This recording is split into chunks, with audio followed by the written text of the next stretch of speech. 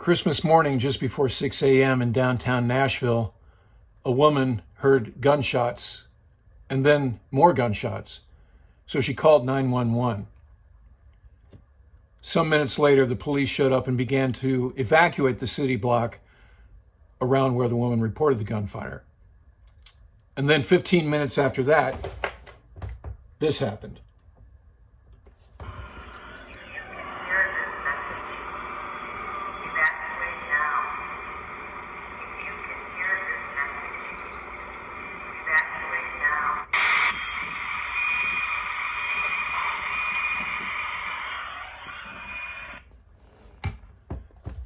That explosion damaged a city block and disrupted communications, wireless communications from the AT&T building. So what are the facts? Well, investigators so far have labeled the attack as intentional. So it wasn't like somebody was carrying propane or something else and it just was an accident. It was intentional. So now we have to wonder, was this terrorism? And then if so, domestic terrorism, or is this ISIS, Al-Qaeda type terrorism? So some analysts have said this is more reminiscent of a domestic terror attack because of the heads up that was given before the explosion. So you hear that eerie woman's voice. If you can hear this, evacuate now, and then the explosion.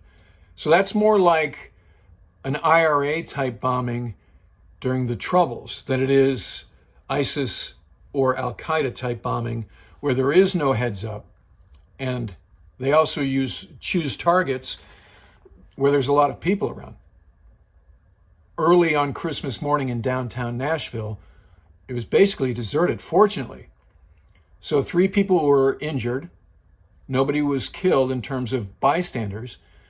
FBI investigators have said they found human tissue in the wreckage.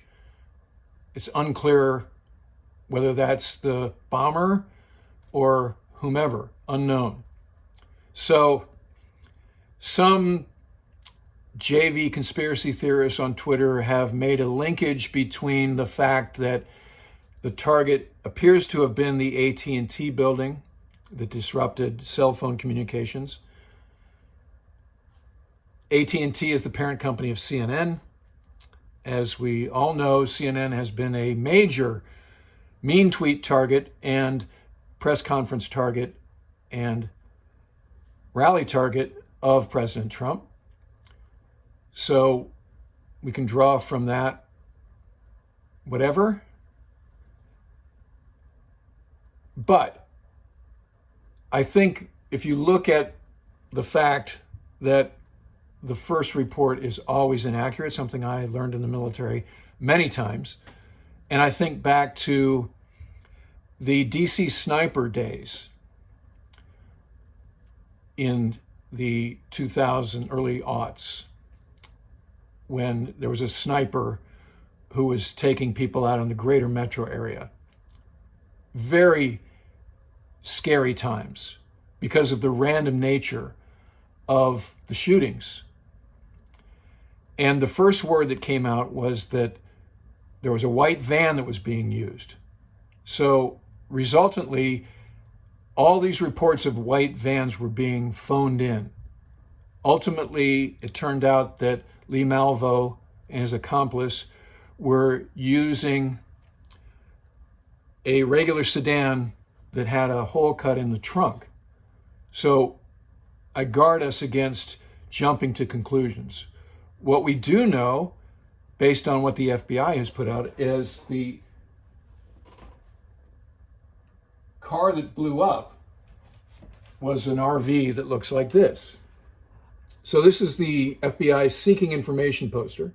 You can see the RV there. So what would be helpful, useful, is if you're in the greater Nashville area and say you were at a convenience store or on one of the downtown streets at 5:45 or so, and you saw that RV.